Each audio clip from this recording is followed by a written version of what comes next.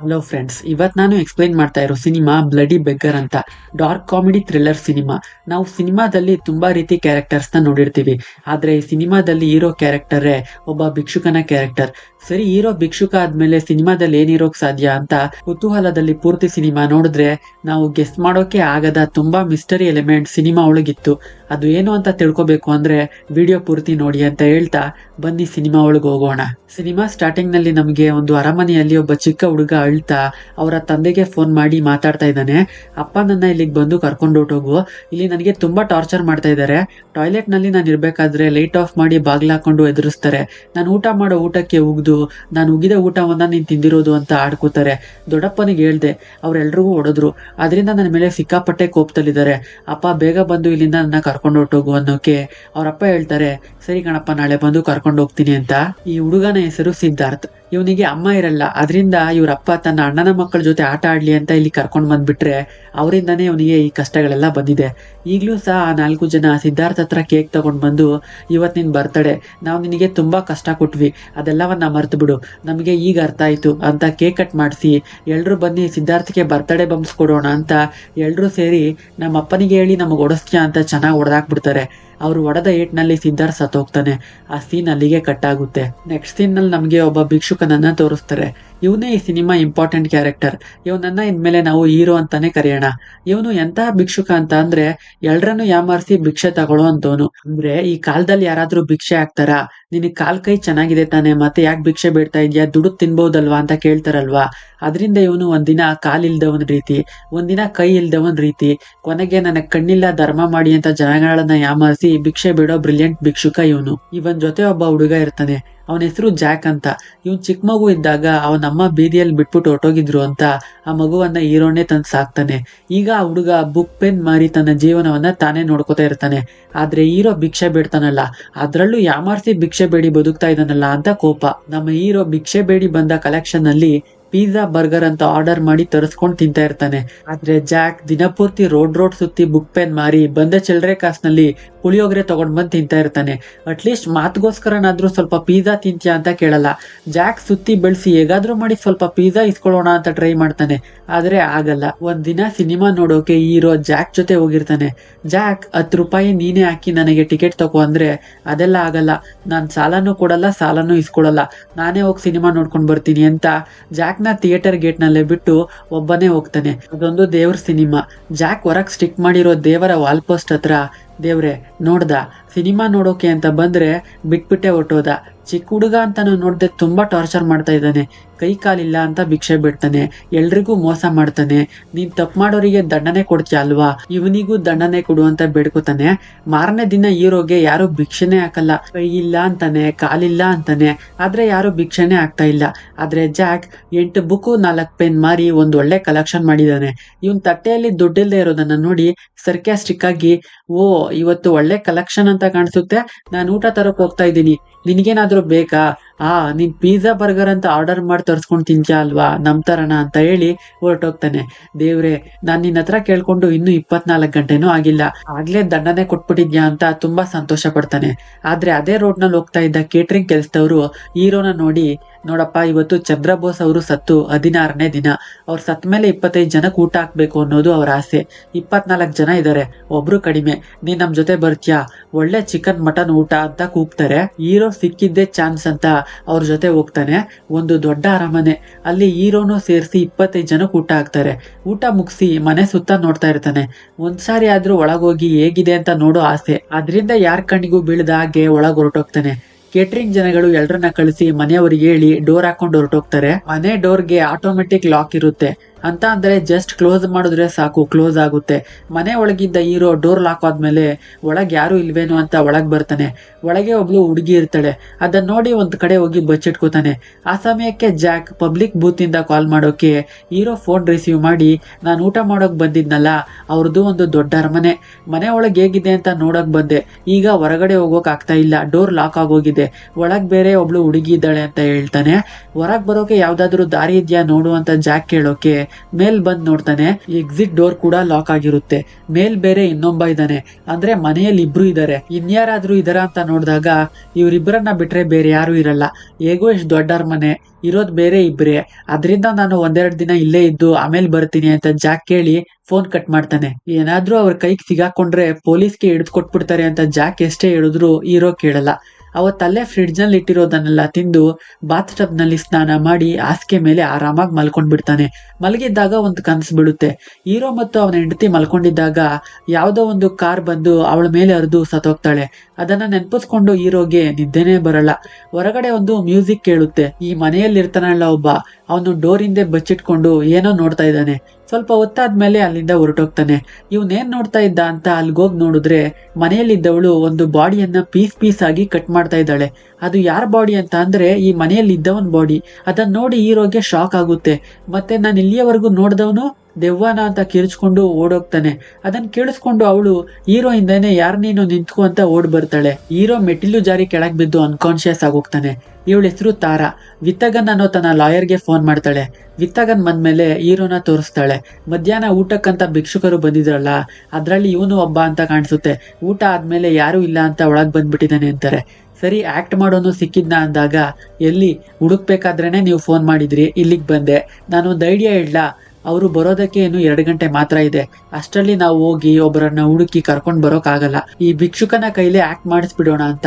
Hero ಎಚ್ಚರ ಆಗಿ, sir ನನ್ನ ಬಿಟ್ಬಿಡಿ, ನಾನು ಗೊತ್ತಿಲ್ಲದೆ ಇಲ್ಲಿಗೆ ಬಂದ್ಬಿಟ್ಟೆ, ನಾನು ಏನನ್ನೂ ನೋಡಿಲ್ಲ, ನನ್ನ ಬಿಟ್ಬಿಡಿ, ನಾನು ಹೊರಟೋಗ್ತೀನಿ ಅನ್ನೋಕೆ ನೀನು ನಾನು ಹೇಳೋ ಹಾಗೆ ಕೇಳಬೇಕು. ಕೇಳಿದ್ರೆ ನೀನು ಜೀವಂತವಾಗಿ ಹೊರಗಡೆ ಹೋಗ್ಬೋದು, ಇಲ್ಲ ಅಂದ್ರೆ ಇಲ್ಲ. ನಾನು ಹೇಳೋದನ್ನ ಗಮನ ಇಟ್ಟು ಕೇಳು. ಅಲ್ಲಿ ಫೋಟೋ ಇದೆಯಲ್ಲ, ಅವರೇ ಚಂದ್ರಬೋಸ್ ಅಂತ, ಮಹಾ ಕಲಾವಿದ್ರು, ದೊಡ್ಡ ಹೀರೋ. ಅವರಿಗೆ ಒಬ್ಳು ಮಗಳು ಮತ್ತು ಮೊಮ್ಮಗ. ಆದ್ರೆ ಅವರಿಗೆ ಇನ್ನೊಬ್ಬ ಮಗ ಇದ್ದ, ಹರಿಹರನ್ ಅಂತ. 50s ನಲ್ಲಿ ನಡೆದ ಲವ್ ಅಫೇರ್ ನಲ್ಲಿ ಹುಟ್ಟಿದ ಮಗ. ಹುಟ್ಟಾಗ್ಲೇ ಅವನನ್ನ ಎತ್ಕೊಂಡೋಗಿ ಅನಾಥಾಶ್ರಮದಲ್ಲಿ ಬಿಟ್ಬಿಟ್ರು. ಆದ್ರೆ ಸಾಯೋದಕ್ಕಿಂತ ಮುಂಚೆ ತನ್ನ ಆಸ್ತಿಯಲ್ಲಿ ಅವನಿಗೂ ಅರ್ಧ ಪಾಲಿದೆ ಅಂತ ವಿಲ್ ಬರ್ದಿಟ್ಟು ಹೋಗಿದ್ದಾರೆ. ಆ ಮಗನಾಗೆ ನೀನು ಈಗ ಆಕ್ಟ್ ಮಾಡೋಕ್ ಹೋಗ್ತಾ ಇರೋದು. ಇನ್ಮೇಲೆ ನಿನ್ನ ಹೆಸರು ಹರಿಹರನ್ ಅಂತ ಹೇಳಿ ಕೂದ್ಲು ಕಟ್ ಮಾಡಿ ಬಟ್ಟೆ ಹಾಕಿ ರೆಡಿ ಮಾಡ್ತಾರೆ. ಚಂದ್ರಬೋಸ್ ಮಗಳು ಮಂದಾಕಿನಿ ಮತ್ತು ಮೊಮ್ಮಗ ವರುಣ್ ಪ್ಯಾಲೇಸ್ಗೆ ಬಂದ್ಮೇಲೆ ವಿತ್ತಗನ ಹತ್ರ ಕೇಳ್ತಾರೆ, ಇವನೇ ಹರಿಹರನ್ ಅಂತ ಹೇಗ್ ಹೇಳ್ತೀರಾ ಅಂತ. ಅದಕ್ಕೆ ಅವರು, ನಿಮ್ಮಪ್ಪ ಹೇಳಿದ ಅದೇ ಆಶ್ರಮದಲ್ಲಿ ಇವರು ಹುಟ್ಟಿರೋದು, ಸೇಮ್ ಡೇಟ್ ಆಫ್ ಬರ್ತ್, ಮತ್ತೆ ಬರ್ತ್ ಮಾರ್ಕ್ ಕೂಡ ಮ್ಯಾಚ್ ಆಗ್ತಾ ಇದೆ ಅಂತ. ಅದಕ್ಕೆ ಮಂದಾಕಿನಿ ಒಂದು ಟೆಸ್ಟ್ ಮಾಡ್ತಾರೆ.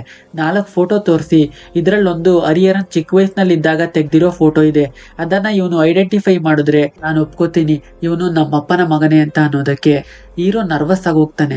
ಇಷ್ಟೊತ್ತು ಅವ್ರು ಕೇಳ್ತಾ ಇದ್ದ ಪ್ರಶ್ನೆಗಳಿಗೆ ಬ್ಲೂಟೂತ್ ಮೂಲಕ ತಾರಾ ಹೇಳ್ಕೊಡೋದ್ರ ಮೂಲಕ ಆನ್ಸರ್ ಮಾಡ್ತಾ ಇರ್ತಾನೆ. ಆದ್ರೆ ಈಗ ಫೋಟೋ ಐಡೆಂಟಿಫೈ ಮಾಡಬೇಕು. ಹರಿಹರನ್ ಚಿಕ್ಕ ವಯಸ್ಸಿನಲ್ಲಿ ಹೇಗಿರ್ತಾನೆ ಅಂತ ಯಾರಿಗೂ ಗೊತ್ತಿಲ್ಲ. ಅದರಿಂದ ಹೀರೋನೇ ಯಾವುದೋ ಒಂದು ಫೋಟೋನ ಸೆಲೆಕ್ಟ್ ಮಾಡ್ತಾನೆ. ಲಕ್ಕಿಯಾಗಿ ಅದು ಸರಿಯಾಗಿರುತ್ತೆ. ಅದರಿಂದ ಇವನೇ ನಿಜವಾದ ಹರಿಹರನ್ ಅಂತ ಪ್ರಾಪರ್ಟಿ ಡಾಕ್ಯುಮೆಂಟ್ಗೆ ಸೈನ್ ಮಾಡೋದಕ್ಕೆ ಒಪ್ಕೋತಾರೆ. ಈ ಅರಮನೆಯಲ್ಲಿ ಒಬ್ಬ ಇರ್ತಾನಲ್ಲ, ಅವನು ನಿಜವಾಗಿಯೂ ಒಂದು ಆತ್ಮವೇ. ಆ ಆತ್ಮ ಹೀರೋ ಕಣ್ಣಿಗೆ ಬಿಟ್ರೆ ಬೇರೆ ಯಾರ ಕಣ್ಣಿಗೂ ಕಾಣಿಸ್ತಾ ಇಲ್ಲ.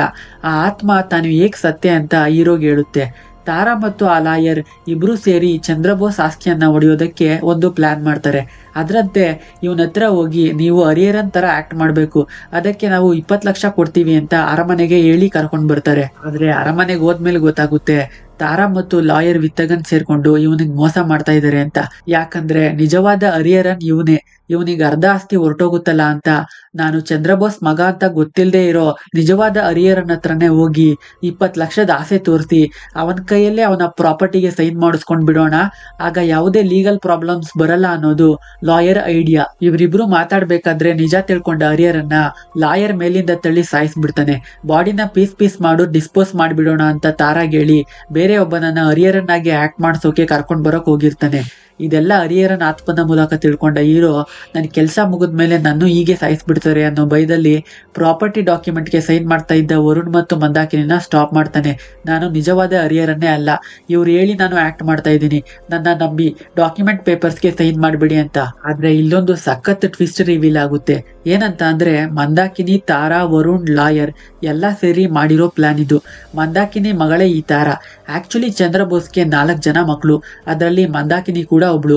ಆಸ್ತಿ ಪೂರ್ತಿ ನನಗೆ ಸಿಗ್ಬೇಕು ಅಂತ ಇವಳೊಂದು ಪ್ಲಾನ್ ಮಾಡಿದಾಳೆ. ಅಪ್ಪ ವಿಲ್ನಲ್ಲಿ ನನ್ನ 5ನೇ ಮಗ ಹರಿಹರನ್ಗೆ 99% ಆಸ್ತಿ ಅಂತ ಬರ್ದಿರೋದನ್ನ ತಿಳ್ಕೊಂಡ ಮೇಲೆ ಲಾಯರ್ ವಿತ್ತಗನ್ನ ತನ್ನ ಕಡೆ ಮಾಡ್ಕೋತಾಳೆ. ನಿಜವಾದ ಹರಿಹರನ್ನೇ ಕರ್ಕೊಂಡ್ ಬರೋಣ, ಅವನಿಗೆ ಹೇಗೋ ನಾನು ಚಂದ್ರಬೋಸ್ ಮಗ ಅಂತ ಗೊತ್ತಿಲ್ಲ, ಅದರಿಂದ 20 ಲಕ್ಷ ಕೊಡ್ತೀವಿ, ನಾನು ಹೇಳೋ ರೀತಿ ಆಕ್ಟ್ ಮಾಡ್ಬೇಕು ಅಂತ ಹೇಳಿ ಕರ್ಕೊಂಡ್ ಬರೋಣ. ನಂತರ ನನ್ನ ಸಿಸ್ಟರ್ ಬ್ರದರ್ನ ಕೂಗಿ ನೀವು ನಮ್ಮಪ್ಪ ಮಾಡಿರೋ ವಿಲ್ನ ತೋರಿಸಿ, ಅದನ್ನ ತಿಳ್ಕೊಂಡು ಮಿಕ್ಕಿದ 1% ಸಿಗುವಷ್ಟು ದುಡ್ಡು ತಗೊಂಡು ಡಾಕ್ಯುಮೆಂಟ್ಗೆ ಸೈನ್ ಮಾಡಿ ಅವ್ರು ಹೋಗ್ತಾರೆ. ನಂತರ ನಾವು ಹರಿಹರನಿಂದ ಆ ಆಸ್ತಿ ಪೂರ್ತಿ ನಮ್ ಕೈವಶ ಮಾಡ್ಕೊಳ್ಳೋಣ ಅಂತ ದೊಡ್ಡ ಪ್ಲಾನ್ ಮಾಡ್ತಾರೆ. ಆದ್ರೆ ನಿಜವನ್ನು ತಿಳ್ಕೊಂಡು ಹರಿಹರನ್ ಸತ್ತೋಗ್ತಾನೆ. ಇನ್ನು 2 ಗಂಟೆಯಲ್ಲಿ ಫ್ಯಾಮಿಲಿ ಪೂರ್ತಿ ಇಲ್ಲಿಗೆ ಬರ್ತಾ ಇದ್ದಾರೆ. ಅಷ್ಟರಲ್ಲಿ ಯಾರು ಆಕ್ಟ್ ಮಾಡೋಕೆ ಸಿಗದೆ ಇರೋದ್ರಿಂದ ಹೀರೋನ ಎದುರಿಸಿ ಆಕ್ಟ್ ಮಾಡ್ಸೋಕೆ ಮುಂದಾಗ್ತಾರೆ.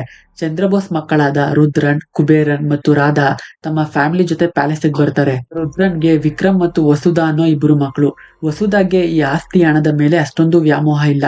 ಕುಬೇರನ್ಗೆ 2 ಹೆಂಡತಿಯರು. ದೊಡ್ಡ ಹೆಂಡತಿಗೆ ಚೋಟು ಅನ್ನೋ ಒಬ್ಬ ಮಗ ಇದ್ದಾನೆ. ರಾಧಾ ಹಸ್ಬೆಂಡ್ ಸುನಿಲ್ ಮತ್ತೆ ಅವ್ರ ಮಗ ವಾಸನ್. ಇವನಿಗೆ ತಾತ ಚಂದ್ರಬೋಸ್ ರೀತಿ ದೊಡ್ಡ ಆಕ್ಟರ್ ಆಗ್ಬೇಕು ಅನ್ನೋ ಆಸೆ, ಅದರಿಂದ ಆಡಿಷನ್ಗೆಲ್ಲ ಹೋಗಿರ್ತಾನೆ.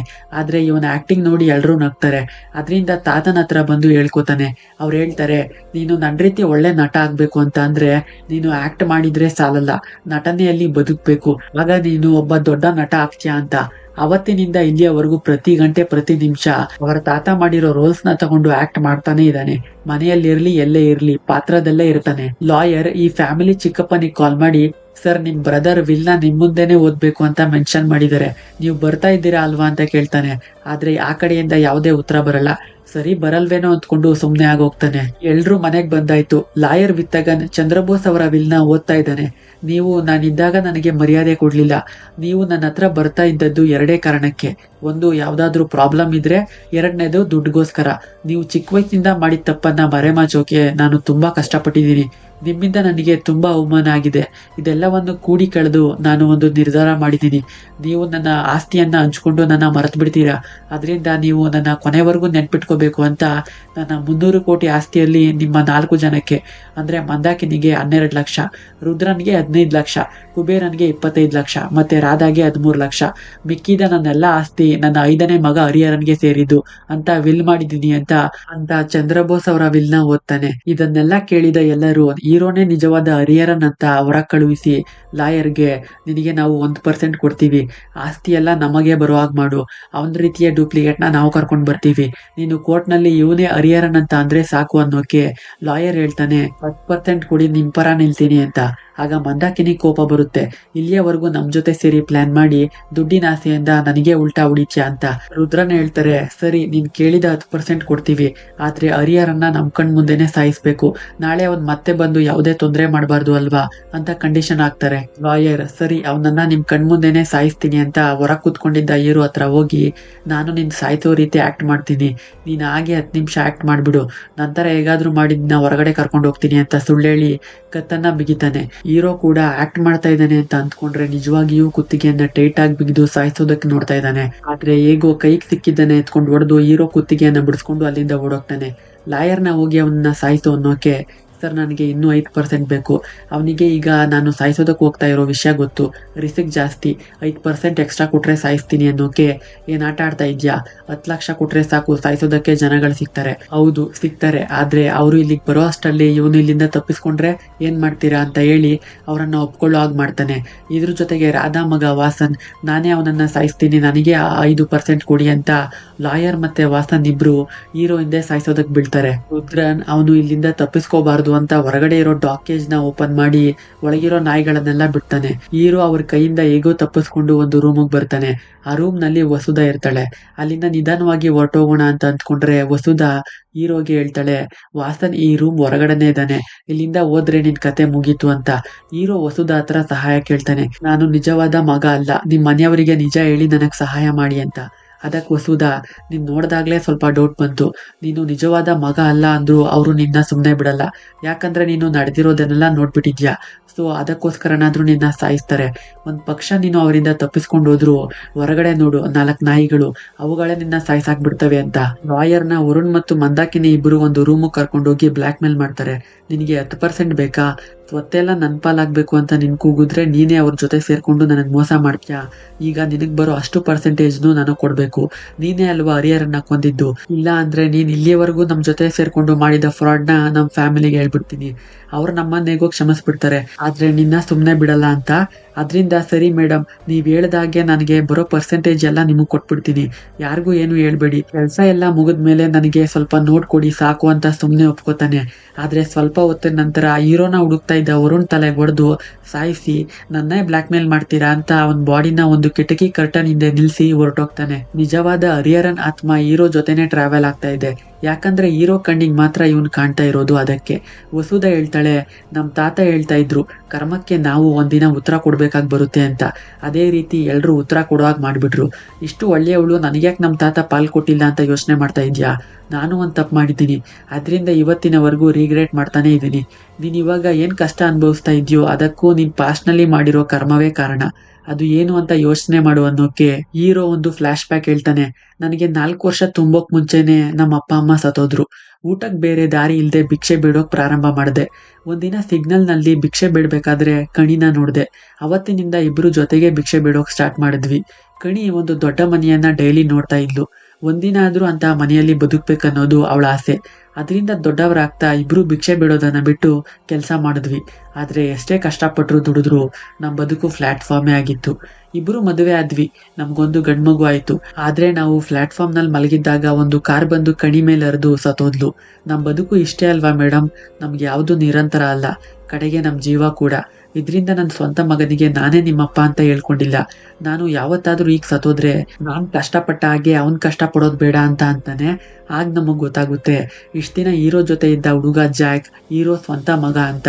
ಇದನ್ ಕೇಳಿದ ವಸುಧ ಹೀರೋಗ್ ಇಲ್ಲಿಂದ ತಪ್ಪಿಸ್ಕೊಂಡು ಹೋಗೋಕೆ ನಾನ್ ನಿನಗ್ ಸಹಾಯ ಮಾಡ್ತೀನಿ, ನಾನು ಹೇಳ್ದಾಗೆ ಕೇಳು ಅಂತಾಳೆ. ಅಂಡರ್ ಗ್ರೌಂಡ್ ಗ್ಯಾರೇಜ್ ನಲ್ಲಿ ತಾತನ ಕಾರಿದೆ, ಅಲ್ಲಿಗೆ ನಾನು ನಿನ್ನ ಒಂದು ಕ್ಯಾಬಿನೆಟ್ ಒಳಗ್ ಕೂರಿಸ್ಕೊಂಡು ತಳ್ಕೊಂಡು ಹೋಗ್ತೀನಿ ಅಂತ ಹೇಳಿ ಅದೇ ರೀತಿ ಒಂದು ಕ್ಯಾಬಿನೆಟ್ ಒಳಗ್ ಕೂರಿಸ್ಕೊಂಡು ಚಾಂಡಿಲಿಯರ್ ಲೈಟ್ಗೆ ಕಟ್ಟಿದ ರೋಪ್ನ ಕಟ್ ಮಾಡ್ತಾಳೆ. ಕಾರಣ ಚಾಂಡಿಲಿಯರ್ ಲೈಟ್ ಕೆಳಗ್ ಬಿದ್ದ ಶಬ್ದಕ್ಕೆ ಮನೆಯವರೆಲ್ಲ ಇಲ್ಲಿಗೆ ಬರ್ಲಿ, ಆ ಟೈಮ್ ನಲ್ಲಿ ಇವನನ್ನ ಅಂಡರ್ ಗ್ರೌಂಡ್ ಗ್ಯಾರೇಜ್ಗೆ ಕರ್ಕೊಂಡು ಹೋಗೋಣ ಅಂತ. ಆದ್ರೆ ಅದೇ ಸಮಯಕ್ಕೆ ಸರಿಯಾಗಿ ಮಂದಾಕಿನಿ ಕೂಗೋ ಶಬ್ದ ಕೇಳಿಸುತ್ತೆ. ಕಾರಣ ಅವನ್ ಮಗ ವರುಣ್ನ ಲಾಯರ್ ಸಾಯಿಸಿ ಕರ್ಟನ್ ಹಿಂದೆ ನಿಲ್ಸಿರ್ತಾನಲ್ವಾ, ಅದರಿಂದ ಕರ್ಟನ್ ಕೆಳಗೆ ಶೂ ನೋಡಿ ಹರಿಹರನ್ ಅಲ್ಲಿ ಬಚ್ಚಿಟ್ಕೊಂಡಿದ್ದಾನೆ ಅಂತ ಕುಬೇರನ್ ಜಾವ್ಲಿನ್ ಅವನ್ ಕಡೆಗೆ ಥ್ರೋ ಮಾಡ್ತಾನೆ. ಜಾವ್ಲಿನ್ ಹೋಗಿ ಚುಚ್ಕೊಳ್ಳೋದಕ್ಕೆ ಹರಿಹರನ್ ಸತೋದ ಅಂತ ಅಂದ್ಕೋತಾನೆ. ಆದ್ರೆ ಕರ್ಟನ್ ಓಪನ್ ಮಾಡಿ ನೋಡಿದ್ಮೇಲೆ ಗೊತ್ತಾಗುತ್ತೆ ಅದು ವರುಣ್ ಅಂತ. ಅದರಿಂದ ಮಂದಾಕಿಣಿ ಕಿರ್ಚ್ಕೊಂಡಿದ್ದಾಳೆ. ವರುಣ್ ತಲೆಯಲ್ಲಿ ರಕ್ತ ಬರ್ತಾ ಇರುತ್ತೆ. ಆಗ ಕುಬೇರನ್ಗೆ ಅರ್ಥ ಆಗುತ್ತೆ ವರುಣ್ನ ನಾನ್ ಸಾಯಿಸಿಲ್ಲ, ಬೇರೆ ಯಾರು ಆಲ್ರೆಡಿ ಸಾಯಿಸಿ ಕರ್ಟನ್ ಹಿಂದೆ ಇಟ್ಟಿದ್ರು ಅಂತ. ಆಗಲ್ಲಿಗೆ ಬಂದ ಲಾಯರ್ ಈ ಕೊಲೆಯನ್ನ ಹೀರೋ ಮೇಲೆ ಹಾಕಿ ಅವನೇ ವರುಣ್ನ ಕೊಂದಿರೋದು, ಅದಕ್ಕೆ ನಾನು ಹೇಳಿದ್ದು ನೀವೆಲ್ಲ ನಿಮ್ ರೂಮ್ಗೆ ಹೋಗಿ ಸೇಫ್ ಆಗಿರಿ ಅಂತ ಹೇಳೋದಕ್ಕೆ ಸುನಿಲ್ ಹೇಳ್ತಾರೆ, ಮನೆಯಲ್ಲಿ ಒಬ್ಬ ಕೊಲೆಗಾರನನ್ನ ಇಟ್ಕೊಂಡು ನಾವೆಲ್ಲ ಇಲ್ಲಿ ಇರೋದಕ್ಕಾಗಲ್ಲ, ನಾವಿಲ್ಲಿಂದ ಇವಾಗ ಹೋಗ್ತೀವಿ, ನೀನ್ ಅವನನ್ನ ಮೊದಲು ಸಾಯಿಸಿ ಆಮೇಲೆ ಕಾಲ್ ಮಾಡು, ನಾವು ಬರ್ತೀವಿ ಅಂತ. ನನ್ ಮಗ ಸತೋದ, ಆದ್ರೆ ಇವರೆಲ್ಲ ಸೇಫ್ ಆಗಿ ಮನೆಗೆ ಹೋಗ್ತಾರ ಅಂತ ಮಂದಾಕಿಣಿ ಇವರು ಇಲ್ಲೇ ಸಾಯ್ಲಿ ಅಂತ ತನ್ನ ಬ್ರದರ್ ಸಿಸ್ಟರ್ಗೆ ಹೇಳ್ತಾಳೆ. ಯಾರು ಆ ಹರಿಹರನ್ನ ಸಾಯಿಸ್ತಾರೋ ಅವರಿಗೆ ನನ್ನ ಪಾಲ್ ಪೂರ್ತಿ ಕೊಡ್ತೀನಿ ಅಂತ. ದುಡ್ಡಂದ್ರೆ ಸಾಕು, ನಾನು ಮುಂದು ಅಂತ ಬರೋರು ಈ ಆಫರ್ನ ಬಿಡ್ತಾರ, ನಾನವನನ್ನ ಸಾಯಿಸ್ತೀನಿ ಅಂತ ಮನೆಯೆಲ್ಲ ಹುಡ್ಕೋಕ್ ಸ್ಟಾರ್ಟ್ ಮಾಡ್ತಾರೆ. ಎಲ್ರು ಹುಡ್ಕೋಕ್ ಹೋದ್ಮೇಲೆ ಗ್ಯಾರೇಜ್ ಕೀ ತಗೊಂಡು ಕ್ಯಾಬಿನೆಟ್ ತೊಳ್ಕೊಂಡು ಓಡ್ತಾ ಇದ್ದಾಳೆ ವಸುಧ. ಆದ್ರೆ ಒಳಗೆ ಹೀರೋ ಇಲ್ಲ, ಕ್ಯಾಬಿನೆಟ್ ಬದಲಾಗಿ ಹೋಗಿದೆ. ಹೀರೋ ಇದ್ದ ಕ್ಯಾಬಿನೆಟ್ ನ ಕುಬೇರನ್ ಮಗ ಚೋಟು ತೊಳ್ಕೊಂಡು ತನ್ನ ರೂಮ್ಗೆ ಹೋಗಿದ್ದಾನೆ. ಅವ್ನು ಮುಂಚೆ ನೋಡಿರ್ತಾನೆ ಅನ್ಸುತ್ತೆ ಹೀರೋ ಕ್ಯಾಬಿನೆಟ್ ಒಳಗಿರೋದನ್ನ. ಮ್ಯಾಟ್ಗೆ ಫೆವಿಕಲ್ ಹಾಕಿ ಕ್ಯಾಬಿನೆಟ್ ಮುಂದೆ ಇಡ್ತಾನೆ. ಹೀರೋ ಕ್ಯಾಬಿನೆಟ್ ಓಪನ್ ಮಾಡಿ ಕೆಳಗಿದ್ದ ಫೆವಿಕಲ್ ಮ್ಯಾಟ್ ಮೇಲೆ ಕಾಲಿಡೋಕೆ ಕಾಲ್ ಅಂಟ್ಕೊಂಡ್ ಬಿಡುತ್ತೆ. ನೋಡಿ ಈ ಚಿಕ್ಕ ಹುಡುಗನಿಗೂ ದುಡ್ಡು ಮೇಲೆ ಎಷ್ಟು ಆಸೆ ಅಂತ. ಇವನನ್ನ ಸಾಯಿಸಿದ್ರೆ ಮಂದಾಕಿಣಿ ಅತ್ತೆ ಆಸ್ತಿ ಪಾಲು ನನಗ್ ಸಿಗುತ್ತೆ ಅಂತ ಈಗ ಮಾಡಿದ್ದಾನೆ. ಫ್ಲೋರ್ ಲ್ಯಾಂಪ್ ಬೇಸ್ ನ ತಗೊಂಡು ಹೀರೋಗ್ ಶಾಕ್ ಕೊಡೋಕೆ ಚೋಟು ಅಮ್ಮ ಅಲ್ಲಿಗೆ ಬರ್ತಾರೆ. ಜೊತೆಗೆ ಕುಬೇರನ್ ಎರಡನೇ ವೈಫ್ ಬೇಬಿಮಾ ಕೂಡ. ಹೀರೋ ಹೇಗೂ ಅಲ್ಲಿಂದ ತಪ್ಪಿಸ್ಕೊಳ್ಳೋಕ್ ನೋಡ್ತಾನೆ.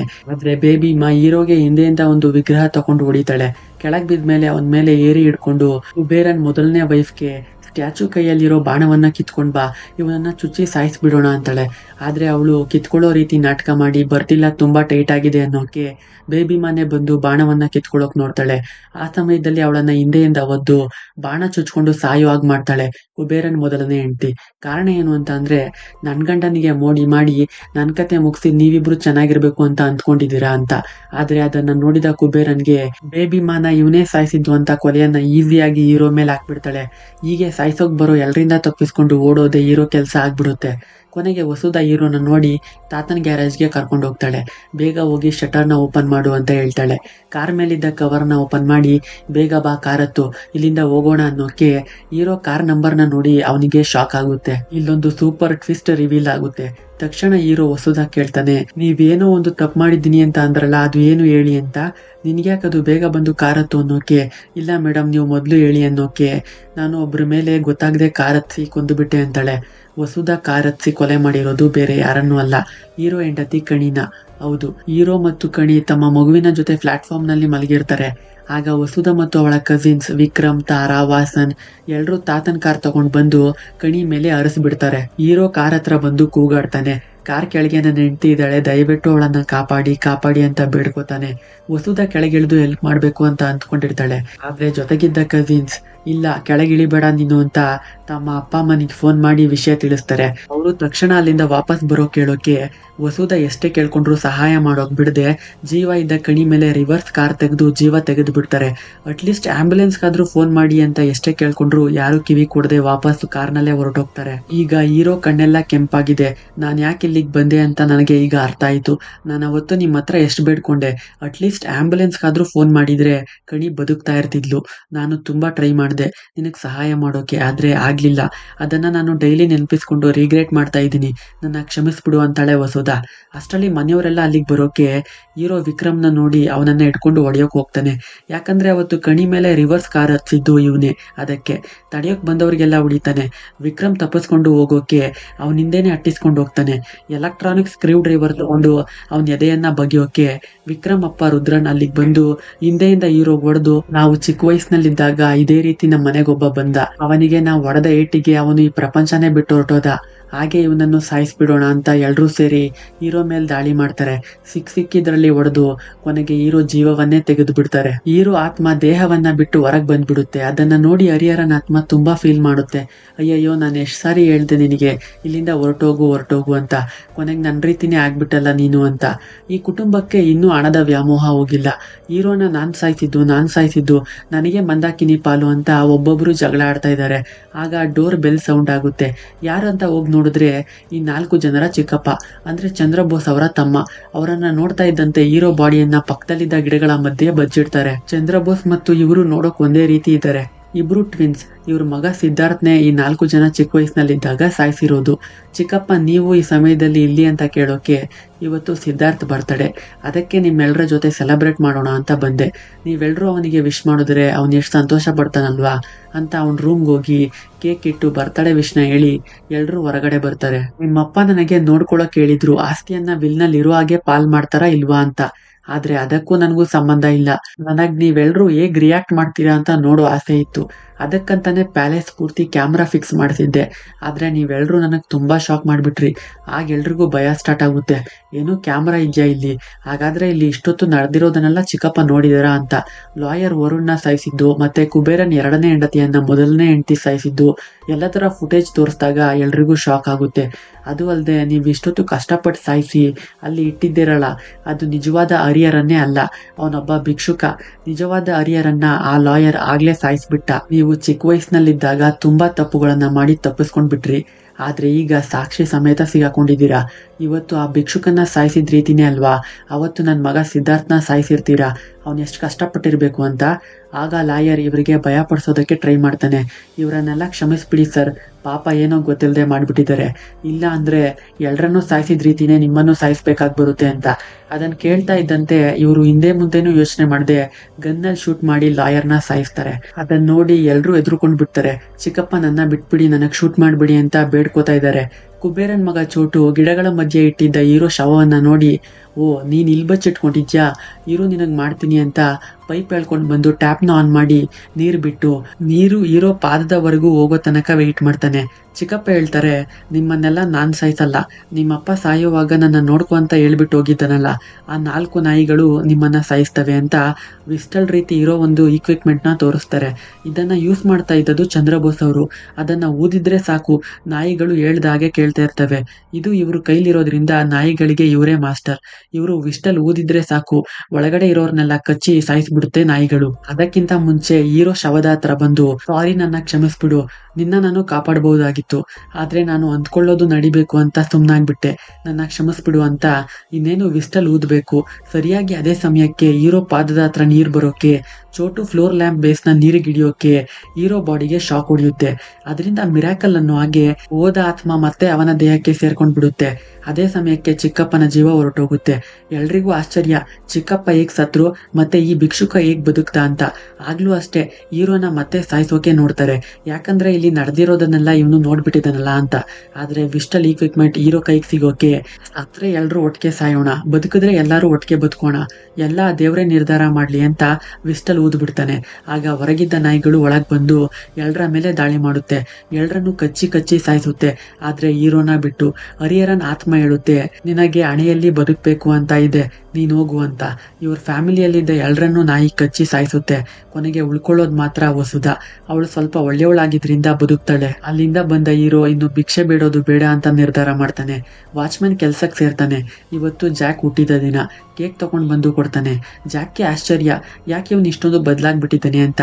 ಜಾಕ್ಗೆ ಅವನು ಮತ್ತೆ ಕಣಿ ಜೊತೆಗೆ ನಿಂತಿರೋ ಫೋಟೋ ತೋರಿಸಿ, ಇದೇ ನಿಮ್ಮಮ್ಮ ಕಣಿ, ನಾನೇ ನಿಮ್ಮಪ್ಪ ಅಂತ ಹೇಳ್ತಾನೆ. ಅದನ್ನ ಕೇಳಿ ಜಾಕ್ಗೆ ಆಶ್ಚರ್ಯ, ನಾನೊಬ್ಬ ಅನಾಥ, ನನ್ನ ಇವನು ಎತ್ಕೊಂಡು ಬಂದು ಸಾಕಿದ್ದಾನೆ ಅಂತ ಅಂದ್ಕೊಂಡಿದ್ದೆ, ಆದ್ರೆ ಇವನೇ ನಮ್ಮಪ್ಪನ ಅಂತ. ಕೊನೆಗೂ ಜಾಕ್ಗೆ ತನ್ನ ಅಪ್ಪ ಯಾರು ಅಂತ ಗೊತ್ತಾಗುತ್ತೆ. ಹೀರೋ ಸಹ ಭಿಕ್ಷೆ ಬಿಡೋದನ್ನ ಬಿಟ್ಟು ಒಳ್ಳೆ ರೀತಿಯಲ್ಲಿ ಕೆಲಸ ಮಾಡೋಕ್ ಮುಂದಾಗ್ತಾನೆ. ಅಲ್ಲಿಗೆ ಸಿನಿಮಾ ಸಹ ಎಂಡ್ ಆಗುತ್ತೆ. ಇದೇ ರೀತಿ ಸಿನಿಮಾ ಎಕ್ಸ್ಪ್ಲನೇಷನ್ಗೆ ನಮ್ಮ ಚಾನೆಲ್ನ ಸಬ್ಸ್ಕ್ರೈಬ್ ಮಾಡ್ಕೊಳ್ಳೋದನ್ನ ಮರಿಬೇಡಿ. ಮತ್ತೆ ಇನ್ನೊಂದು ಸಿನಿಮಾ ಜೊತೆ ಸಿಗ್ತೀನಿ. ಅಲ್ಲಿಯವರೆಗೆ ಟೇಕ್ ಕೇರ್ ಆ್ಯಂಡ್ ಬಾಯ್.